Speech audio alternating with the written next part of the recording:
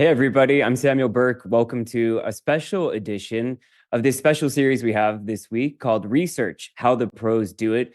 Joining me on this edition is David Mattin, the brain, along with Rao Pal, behind the Exponentialist. Hey, David, how you doing? Hey Samuel, I'm good. How are you? Nice. I mean, the weather sucks here in London, but that's nothing new. So you and I will just power through the clouds and gray and see light in the technology. Before I get to before I get to your story, David, I just want to do a kind of recap of what we've seen this week. I've been watching every edition of this special series, and it's been really fascinating to see the contrast between folks. What stood out to me with Peter Bookvar and Brett Donnelly was finding out who you are as you do research. Trying to emulate somebody else really has a ceiling, and you can't go too far with that as you try to build your framework. It was really interesting for me hearing Peter Bookvar talking about his struggles between great information, which he feels he's quite strong at, and the challenge of time horizons, which is something that we emphasize over and over again here at Real Vision.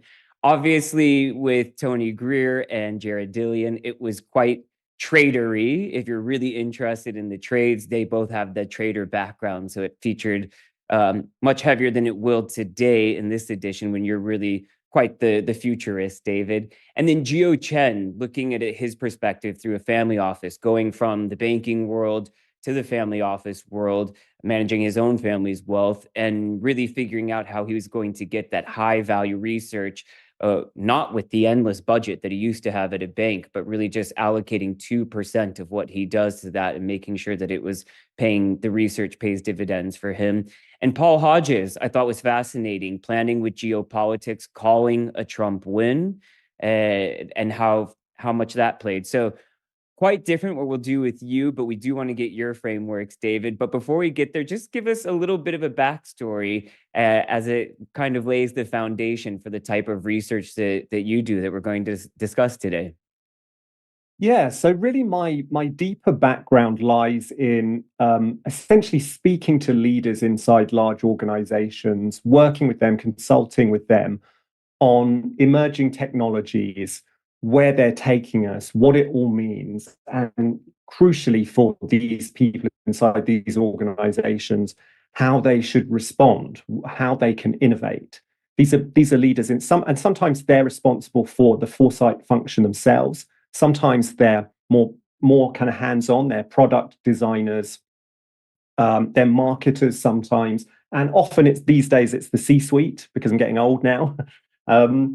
And they are just like looking out to a world that appears intensely chaotic.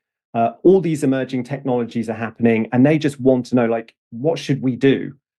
How can we sort the signal from the noise? What should we really be focusing on, and how can we respond to it? And then you go on a journey of thinking about, what are the crucial technologies in your space? How are they evolving? And then crucially, how is that going to change the behaviors and the expectations of the people you're trying to serve? And I spend a lot of time talking to these people and stressing to them that in the end, this is what we're really interested in here is human beings. And we want to understand how these technologies and emerging technologies are going to fall into the lives of people, how they're going to use them, what they're going to mean for the customers you're trying to serve, the clients you're trying to serve. That's the deeper background that my research grows out of. These days, as Real Vision people, well know, I spend probably more of my time immersed in deep research and writing for the newsletters I write, and of course, crucially for the Exponentialist. So more and more, my life is actually, yes, still speaking to people in organizations, but pouring that research into, deeply researched essays and videos and all the rest of it that help the good people of Real Vision on their journey, which is just amazing. And exactly what you just laid out there is what makes the exponentialist so fascinating and really the true value add there. The fact that so many big, important companies go to you for this type of information, and now you're distilling similar type of information for the Real Vision community. If you're not already subscribing to the Exponentialist, you can head over to realvision.com/the Exponentialist. It's actually available with a $1,000 discount right now. We're going to air this interview both on the Real Vision platform, but also on YouTube, because this type of research is so fundamental for anybody who's investing. So this is really part of our core commitment to democratizing finance. So I just want to jump in. You've laid this out quite clearly, David. There are really three core pillars that underpin your research. So if we jump into the first part, which are these overarching frameworks and mental models you have, take us through that. Yeah, so I guess the top of the funnel of my research process is just a number of big overarching frameworks and mental models that I use to structure my thinking and my view of what is out there. Because, as you said at the top of the show, people are coming to me as a kind of futurist. I have a troubled relationship with that word because people associate kind of mystical crystal ball gazing sort of powers with that. What I'm really trying to do is look out to the now, what's really at the bleeding edge now, what's at the cutting edge now, and make sense of it and draw connections between it. The fundamental challenge we all feel when we try to do that is an incredible pace of change. There's so much happening and just incredible volume of change. So you look out to the world and your first view of it is essentially of chaos. The way you have to deal with that and that you inevitably end up dealing with that is to put mental models and frameworks in place that structure your view of this apparent chaos and allow you to discern sort of deep underlying patterns in it. One of the fundamental models that I've always brought, and this really grows out of my consulting with large organizations, is this idea of the collision between a changing world and fundamental human needs. Fundamental human needs like value, security, convenience, status, the quest for meaning. When people start to think about emerging technologies, they get very hung up on the technologies themselves, on what's changing. And, you talk to them about, or they'll come to you and say, oh, AI is a technology trend. What should I do about AI? Just thinking about AI, for example, in isolation doesn't really advance us very far. It's much more powerful to think about how will this emerging technology AI collide with fundamental unchanging human needs? How will it unlock new ways to serve those human needs? Because when that happens, that's when you see new human behaviors and mindsets and expectations emerging at scale. So I am constantly, as I'm looking out there, looking to emerging colliding with human needs and unlocking manifestations of human needs in new ways. I'll give you an example. Here's a really powerful example, I think.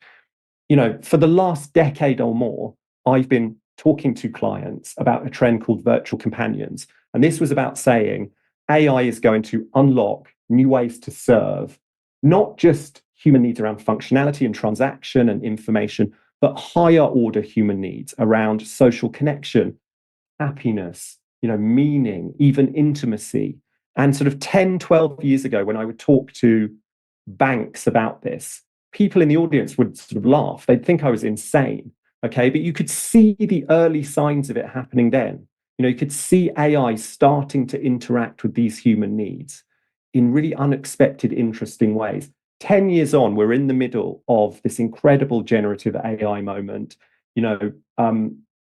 Facebook's become Meta. Meta has just announced a whole load of AI-fueled, essentially virtual companions, companions to talk to chat to be your friend.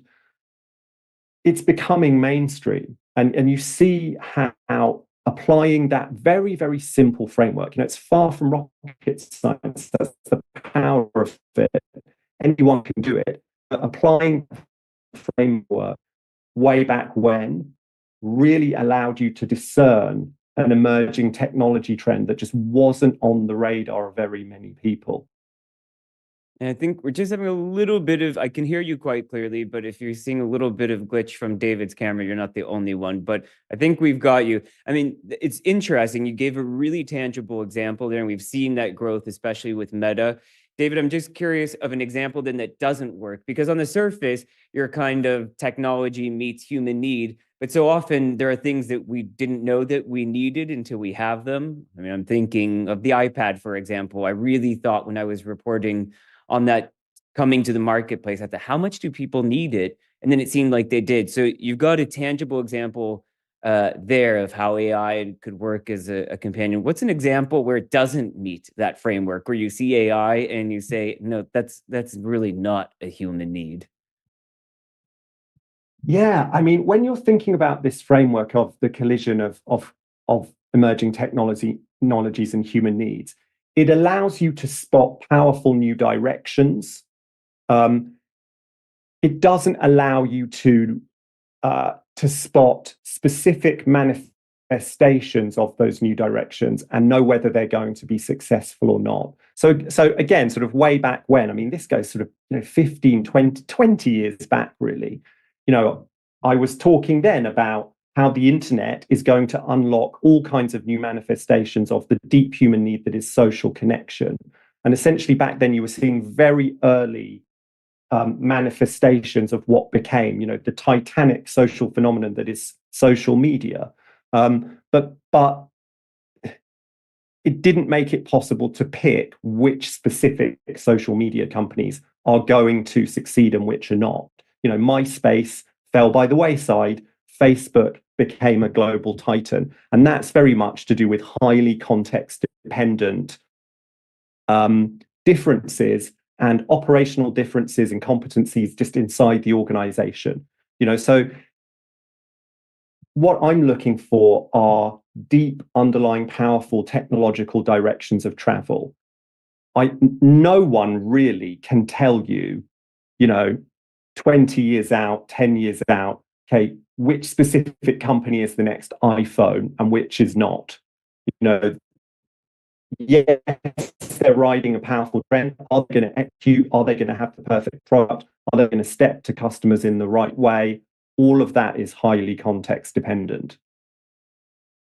And you talk about these virtual spaces for human expression, not just human communication.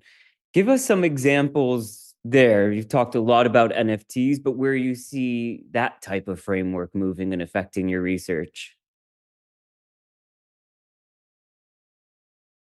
Yeah, I mean, this is another example of how powerful the human needs and change framework can be. Because another trend, I've been talking about for like over a decade now, was a trend that back in the day we called the virtual experience economy. And this was about saying that virtual worlds, internet worlds you can step inside, will become domains of human expression and places where people go to transact with one another or just to hang out with one another, where they want to express themselves, where they want to make art. Again, 10, 15 years ago, that seemed a very odd set of ideas, but you could see very early signs. I mean, everyone remembers, for example, the video game Second Life, which kind of fell by the wayside. But you could see how these immersive virtual worlds that you can step inside were unlocking new ways to serve these deep underlying human needs. The search for meaning, status, hanging out with your friends, expressing yourself. And now look, I mean, we had this metaverse explosion in 2021. There was a lot of hype around it, but you can see how these virtual worlds are becoming new domains of self-expression, new places where people are going to transact. NFTs are going to be a huge part of that because they allow you to essentially create digital art and own it and sell it to others. So again, it's just an indication of how seeing emerging technologies through the lens of fundamental human needs empowers you to see deep underlying new directions of travel. And it's interesting how much you value human emotion, because I think that's one of the things that people scoff at the most in many different sectors, especially online. Remember when people kind of said, well, who are you talking to online? And we're talking about the AOL Instant Messenger days, the ICQ, and how it was kind of the butt of jokes. And certainly nobody's laughing now. Everybody's trying to capitalize on it. I'm interested to dive a little bit deeper and find out what is on your radar right now, the type of tech trends that you're tracking and you see emerging now that you're writing about in the Exponentialist. Yeah, I mean, it's funny you talk about. I mean, I said earlier about being laughed at. I mean, when you're trying to live 5, 10, 15 years in the future, and you're talking to people about it, um, it's that constant battle of getting people to go to places that they feel uncomfortable with, and places that even seem to them sometimes somewhat ludicrous, and ask them to think about to just take a different perspective on it and think about what it would look like if this did become a true social phenomenon at scale. And once social media was of that ilk, and once the idea of AI companions that people would kind of chat to and tell their problems to and hang out with was of that ilk, now we see them really emerging into the mainstream. But you can use this framework as well to develop, not to do stock picking, like you said at the beginning, that's not really who I am, but to develop deep underlying theses about technology investment, powerful new currents, powerful new technology themes that you can then focus your investment towards and start to drill down on. So now, yeah, I mean, the technology trends talking to leaders about now, simulations are a huge part of it. We're seeing the combination of AI, being able to crunch huge amounts of data, and sophisticated immersive virtual worlds come together to allow us to create next generation, highly sophisticated simulations of reality. And that's going to unlock all kinds of new possibilities. We're going to be able to simulate physical spaces. I mean, I wrote a lot about this in last month's Exponentialist, especially with relevance to NVIDIA, who are a huge player here. Simulate physical spaces in new ways that allow us really powerful, actionable new insight on how those physical spaces work and what's going on in them. We're also going to start to be able to simulate human society. So we're going to be able to simulate human behavior at scale. So I'm talking to leaders inside organizations about how they're going to be able to simulate customer behavior and social behavior in all kinds of really powerful, interesting new ways, and essentially test kind of product launches, test marketing strategies inside really sophisticated simulations with millions of simulated people inside them. That is game changing for things like market research, product testing and iteration, and all the rest of it. So simulations are a huge technology trend that I'm talking about. And of course, we're in the middle of a machine intelligence explosion. AI is going to massively disrupt education and learning, which is just an unfathomably large sort of multi-trillion dollar, multi-billion dollar, industry that doesn't stop with people, once they've left college, because large organizations are ever more conscious of the need to keep training and educating their knowledge workers through the arc of their career now. And you're going to see, so you're going to see large language models trained on incredible amounts of domain specific data, who are then given a human avatar and become superstar teachers for a specific industry. So just as we're going to see, virtual companions for consumers, we're going to see superstar AI virtual teachers for healthcare, for banking, for retail, and all the rest of it. Those are two really powerful trends that are hugely on my mind right now. It's really interesting how that dovetails. I was just listening to an expert in longevity talking about how our society is really not structured for longevity. People are retiring too early just because they can, whereas they'd be really good to keep in the labor force to help train next generations. And to your point, we only go to university once in a career, usually, maybe twice, but given the longevity, the increasing longevity of humans, that we will need these types of courses over and over again, maybe at three pivotal points in our career if we don't want people to retire too early. I want to go into some of the frameworks that you have specifically on the Exponentialist. I know one of them that plays heavily is Metcalfe's law. So just really distill that for us, how that plays out for those of us who are subscribing to the Exponentialist. Yeah, I mean, that's a hugely powerful one for that underlies the exponentialist, and it's essentially about looking for it's essentially about really looking for exponential curves. It's about looking for network effects, platforms and technologies and even individual businesses and products that exhibit really powerful network effects and just become exponentially more valuable and powerful and useful to their users as the number of users grow. Because when you get that kind of network effect, you get runaway exponentials, and you see it happening with crypto. You saw it happen with social networking and with the sort of internet more broadly. As the user base grows, the power and the value of the network grows exponentially. And so you always want to be on the lookout for those kinds of exponential network effects and where they're starting to take root now. Like we're always saying in the Exponentialist, we humans are not built to understand or to perceive very easily exponentials, because when you have an exponential growth effect, the growth at the beginning for a long time just looks extremely slow. It really looks as though nothing much is happening, certainly nothing much exciting. And then you get this explosion, what appears to be this explosion. It's been an exponential all along, but then you suddenly really start to notice it. And then as soon as you've noticed it, it's going insane. So you're always looking. And of course, crypto is the most exciting example of that happening right now. And we all know that Raoul's deep underlying belief, and of course I agree, is that we're seeing just an incredibly powerful network effect when it comes to to crypto, the crypto universe, to Bitcoin, to Ethereum, and so on. So I'm always on the lookout for that kind of exponential network effect. And then you have this tsunami of information coming at us, coming at you. And one thing that you focus on is the mental models that you can use to structure that tsunami of information. Tell us how that works.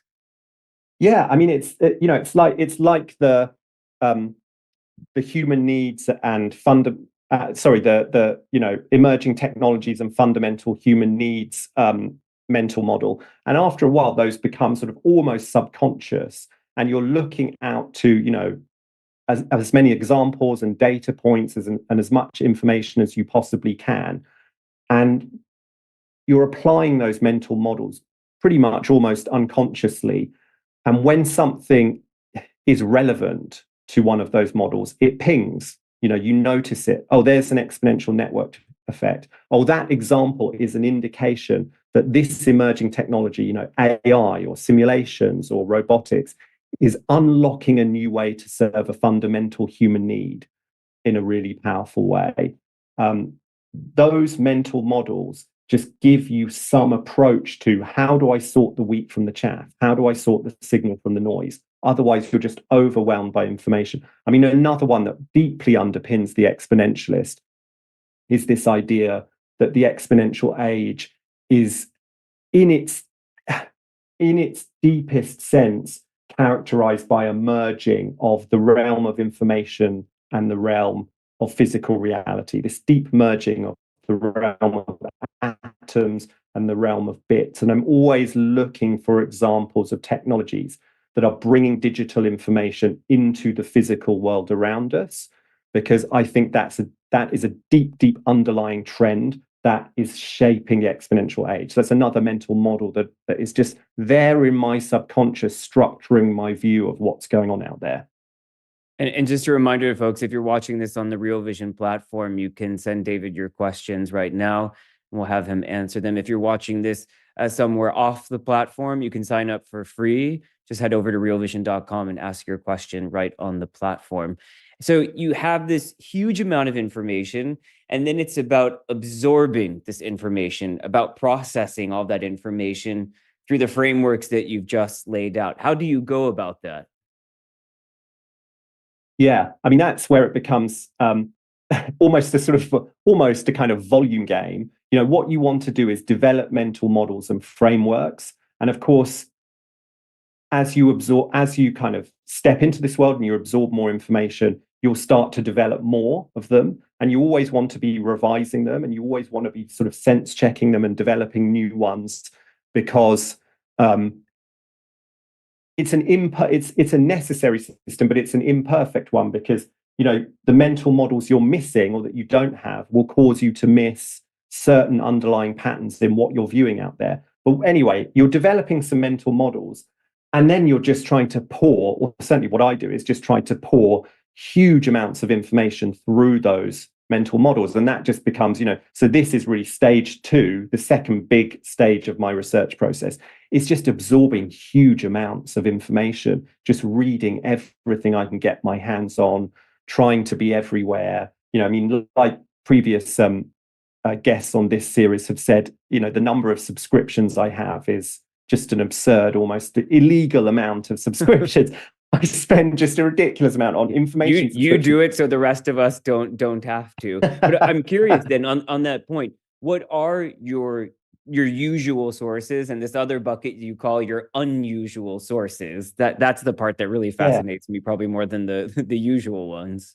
Yeah, I mean, the usual ones, everyone would of course imagine that I want to be across what everyone else is saying about technologies, about the technology industry and emerging tech. So I'm all over, the Financial Times, the Wall Street Journal, Bloomberg, of course, all the big players. But then you want to kind of go deeper into your into more domain-specific sources of information and analysis. And of course, like everyone else, you're always looking for an edge. You're always looking for sources of information that other people are not coming to, or they're not coming to as quickly as you. There's an incredible ecosystem of technology newsletters out there now, of which mine is just one. A million or 100 million. It sometimes feels like that. So for example, I've been writing a lot this week for GMI about an update on the semiconductor industry and on AI compute and AI chips in the wake of the incredible NVIDIA results we've just seen. Everyone asking, is NVIDIA, or lots of people asking, is NVIDIA the next Cisco? Where's this all going to head? Surely AI spending can't maintain at these levels. And we get into all of that. And I'm across, sort of industry specific and domain specific analysis to try to get an edge there. For example, there's a brilliant, many people, this is actually a pretty well known one. Many people will know this one. There's a brilliant newsletter that goes really deep on semiconductors called Semi Analysis. I subscribe to that. It's one of the pricier newsletters, I think, but it just goes insanely deep on technical analysis of the players in the semiconductor industry, who's got the edge on who, which chip is coming when, how it works. Another source I've always loved, and this stretches back into my time doing more consulting and speaking to large organizations, is roundups and any information I can find on the patents that big tech companies are filing, because they just give you such a great indication of where they're heading,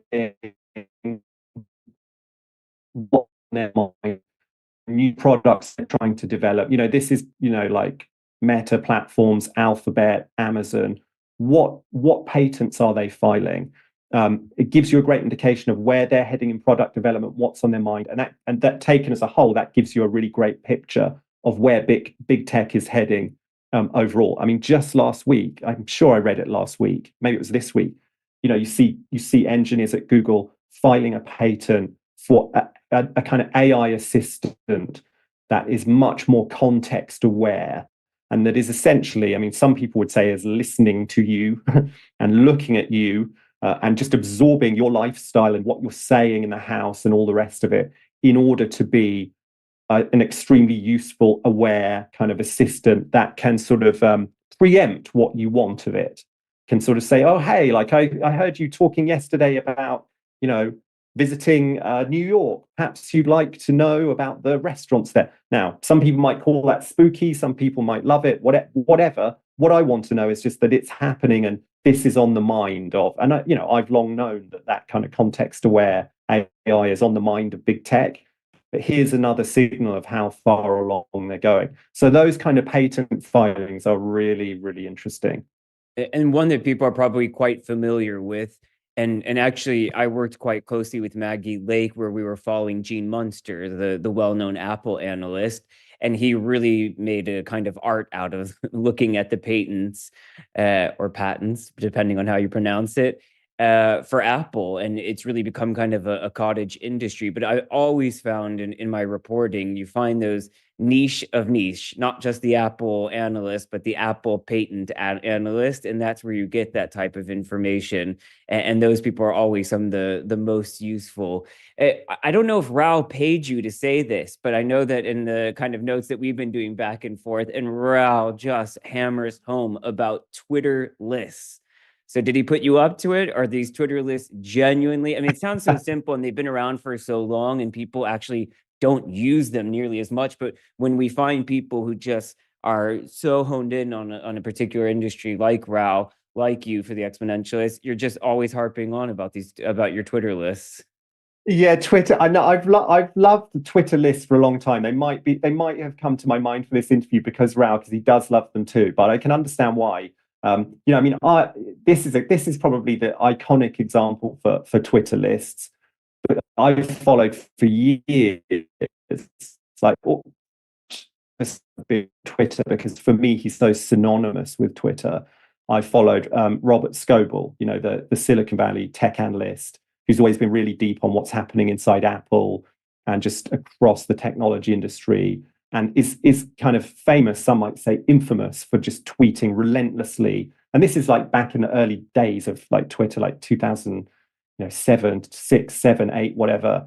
He was sort of notorious for just really being at home on the Twitter platform, constantly tweeting. And he's always kept great Twitter lists that I've always found them, extremely useful. Now those lists have grown to an insane size. He's got Twitter lists of thousands of people across AI and so. But you can just grab his lists and take them and make them your own lists. That's the best part, that they're public. Yeah, they're totally public, and just you're just getting this constant feed, this kind of Bloomberg terminal of amazing content and examples from the technology industry, sorted by domain, sorted by technology types. And I subscribe to lots of other lists too.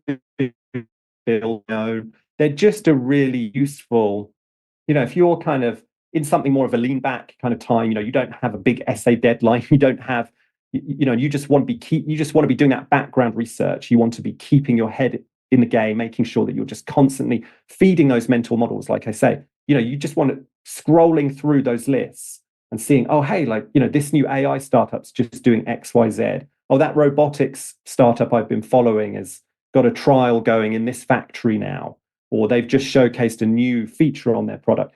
All of that is really useful. That's what I mean when it's just constant pouring of information through these underlying mental models that are structuring your thinking. And then over time, what you want to be doing there is developing new mental models too, like I say, because you don't want to you don't want to kind of develop a kind of mental model fueled blindness where you're stuck with a few mental models that are leaving you blind to other important things that were happening. So you want to remain flexible. You want a cognitive flexibility in that way to be able to develop new mental models too as you're moving. And then in terms of note taking, you're quite keen on Rome, but there's something in particular it does that serves its purpose for you. I am a Rome geek, yeah. And if people haven't heard of it, Rome is this amazing, I think, note-taking app. It had a real moment like during the pandemic in sort of 2020, 21.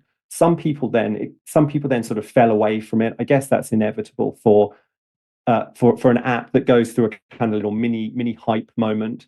But I find, because I'm processing such large volumes of information, or trying to do, I find it deeply useful. Yeah, and at the heart of Rome is just a simple idea of two-way links. So it's a very simple looking app, and you're typing your notes into it. But you can put certain words in two brackets. And when you do, that creates a page. It creates a whole new page under the name of what you put in the brackets and takes what the little bullet point you've written to that new page too. And then that new page will also point back to the page that you were writing on. So that's a bit head spinning, perhaps the way I'm explaining it. But what develops over time is just this deeply interconnected galaxy of notes. There's no traditional kind of filing cabinet structure of the kind that we're so used to on our desktops and in other note-taking apps. Every single note is just its own individual note, but they're all linked to each other by these connections you've made as you're writing. And that is actually founded in a method of note-taking called Zettelkasten from the 20th century, where sociologists and philosophers would write notes on individual cards and put them in these huge, elaborate filing systems and use tags on the cards to link the card to other cards. And it's a really powerful way of letting your idea galaxy evolve and then starting to see the connections that perhaps you hadn't seen. You can take a kind of bird's eye view of that galaxy and start to see connections you had. So for that reason, yeah, I'm extremely useful, simple software. Zettelkasten. That's how Yes, you say? Zettelkasten. Yeah. Yeah, I was just yeah. I talking can't about that remember. just yesterday. No, not at all. I mean, we've touched on AI now a few times throughout this conversation, obviously, but it's actually one of your core pillars in terms of how you approach research. So talk to us about how you use ChatGPT as a sparring partner, for example, as part of doing your research. Yeah, so this is really the third big plank of my research process. I've got the mental models, I'm pouring information through them, and then I'm just relentlessly seeking, actionable insight, useful insight, deep underlying technology trends, and understanding of how they're connecting to one another and what that means for all of us and the new directions it's going to take. Consumer behavior, society, businesses, yes, new investment theses, um, how are people going to be deploying capital and why against these technologies? And so the newer part of that research process has been, of course, I'm thinking deeply about all of that, but increasingly I'm using Chat GPT, which is powered by a large language model, GPT-4, as a kind of, yes, thought sparring partner to supercharge the development of those kinds of ideas. And the crucial thing here, I think, is that when you talk about using AI in these ways, people are often very sort of, or people can be very alarmed by the thought of, oh, like, we're outsourcing our thinking to AI, or we're outsourcing our creativity to AI. That's really bad news, and we're going to get really bland results and all the rest of it. And I mean, yes, that's true. I agree with those criticisms, but that is the wrong way fundamentally the wrong way of approaching your intellectual relationship, if it's not too grandiose a way of putting it, with AI. You can use it not to outsource your thinking and creativity, but to supercharge you as a thinker and as a creative person. So you are still the source of the thinking and the creativity, but you're using. So I use Chat GPT essentially to bounce ideas off. So I'll just open a chat often and start just sort of kind of monologuing what I'm thinking about, and start. This is how the habit grew for me. Just monologuing what I'm thinking about, getting Chat GPT to respond. Often the responses are, fairly bland, fairly mediocre, fairly kind of first order. But every now and again, something will pop up in that you're like, oh, hey, that is quite interesting, and it hadn't occurred to me. And then you can go deeper, you can ask questions, and off the back of that, I've evolved some sort of more sophisticated techniques for making those interactions more productive. And I can I'll, talk about a couple of them. I'll just give you an example of how I've found this quite useful. If I'm having to prepare some remarks for a conference I'm going to be attending, so I essentially wrote, I wouldn't call it a speech, but my remarks, and just asked ChatGPT to rewrite it and just see if there was any way to make it more succinct. And there are just a couple of parts where it changed it and made it better. And I didn't use what it wrote, but that spurred an idea in me, just in the same way that I use Grammarly, just to make sure that copy is clean. But a lot of times something happens in Grammarly, even if it's just a one word suggestion or one word change, or it creates that pattern. So it's not that it's replacing my thinking. And a lot of times it's actually enhancing my thinking. I see over and over again, oh, that's the grammar rule there that I wasn't cognizant of, or that's a different way of approaching these remarks. I mean, I know you did a list of these in a report for GMI lately. So any more tangible that you can share with us? Yeah, look, and I think the way, as you've outlined it there, is exactly how people should be using it. And I think that is the direction of our relationship with AI. You know, we can use it to supercharge ourselves. We can use it to enrich ourselves and enhance our own creativity and our own thinking. And when people understand that, they'll be much more excited about using these tools and much more excited about the potential of them. One big technique that I found, and this I wrote about this in GMI, and it was great to see a couple of people actually like writing back to me having used it, which is fantastic, is think about developing distinct personas inside ChatGPT. So I developed three. I mean, here's a baseline way of doing it. I developed three simple personas. They're called Zed, Solara, and Bowie. Zed is just extremely conservative and cautious and plays it safe. Solara is sort of optimistic and creative and super helpful. And Bowie is essentially sort of wild and a little unhinged and crazy, and yeah, and a little bit mad. And I will step to, sometimes if I want to go a little bit deeper, I will step to them with a set of ideas that are on my mind, a set of perspectives about an emerging technology and how it might evolve and what the implications might be, and just have a chat with that group. And this really taps into what we're saying as the underlying relationship here. This isn't about asking ChatGPT to sort of give me the answer, you know, to just tell me what to think or tell me what's going to happen. This is about bouncing a range of different perspectives off my head in order that I can refine my own perspective.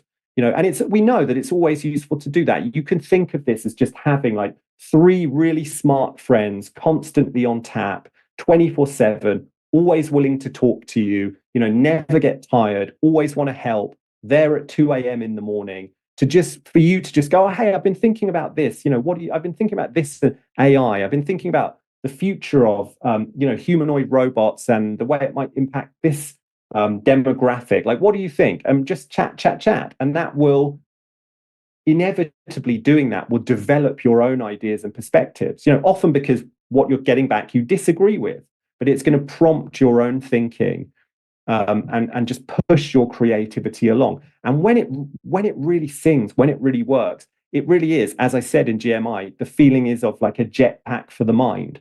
You know, you feel like, wow, I've made hours of thinking progress here. I've been on a sort of journey of thought that might have taken me sort of a couple of days, you know, and it feels like it's happened in 30 minutes. It's that feeling of acceleration. You've maybe got to where you were going to get to, but it would have taken much longer without this tool. So yeah, that's become a really, I mean, it's still very early days. You know, we've only had these kind of large language models in our lives for 2-3 years at most. You know, I mean, I was using it before ChatGPT, but still 2-3 years at most. And it's still very early days, but it is an exciting new direction for the final part of my process. And many more people are going to be experiencing that soon at work, you know, or in their own lives. Yeah, it's just another way to challenge yourself, finding multiple angles in not doing the work for you, but taking you to that next level in ways that sometimes just takes a, can you think about this from another angle? Something as simple as that. And it can give you the, aha, okay, I'm going to do this, but in my own way. And in my Yeah. own words, go ahead, David. Yeah, and I'm going to be writing, I know that people are super hungry, rightly, for sort of practical advice on how to get the most from these technologies, how to use these technologies to sort of supercharge themselves. So I'm really excited soon to start something of a series in the Exponentialist about that. I'm writing these deep dive essays, about deep underlying directions of travel. Here's something that you can really apply in your own life too, not just for investing, but to supercharge you as a professional, as a thinker, all around. But yes, to develop invest, and people were doing this with the GMI personas I outlined, to develop your kind of investment thinking too. So yeah, just a series on some really practical advice. How can you bring AI into your own life and use it to supercharge you? I think is going to be really useful one for people. Yeah, it's actually something I really enjoy about the Exponentialist. The trades are there, even though we weren't focusing on that in this conversation. I don't want to undermine you either. The trade basket is there, but so much of what you have is practical, not just in terms of investing or tech investing, but actually how you go about your everyday work, even if it's not investing isn't core of that. To that. So it's really an incredible product. And I love that you gave us so many tidbits, not just from the Exponentialist, but also from the work that you do with Rao at GMI in this conversation. If folks are interested in the Exponentialist, you can get it at the Real Vision Marketplace. Just head over to realvision.com/the Exponentialist. I'm really proud of the work that we're doing in the marketplace because it gets people a lot of the products that they want. They may not have as many subscriptions as you, but we're really getting people the best prices for the best quality products in this entire market. The Exponentialist being one of them. I mentioned before, there's a $1,000 discount if you purchase it through realvision.com/the Exponentialist. So David, thank you very much for being with us. Apologies for some of the video problems that we had, but we could hear you really clearly. So if you're hearing this on audio, you probably could hear David perfectly. There's a lot of technology, but sometimes that internet connection is still the hardest of them all. But I know you've been combating it quite hard, David. So don't take it personally. Yeah, thanks everyone. Yeah, that my technology, my internet connection is not yet as exponential as I want it to be, but I hope the messages came across loud and clear. And Samuel, thank you so much. It's been really fun to talk about the process I'm engaged in. Loud and clear. Probably Ra will send you a Starlink next. So we'll see you over in the Exponentialist, David. Have a good one, everybody. And we'll have more, especially crypto, in the later part of the week now, today and tomorrow. A lot of crypto research as well. Tomorrow we'll have Miss Schneider along with Holden Milstein talking about some of the research they do and some really valuable trades that they've had and what they have in terms of ideas for some upcoming trades. So we'll see everybody here tomorrow as well. Have a great one.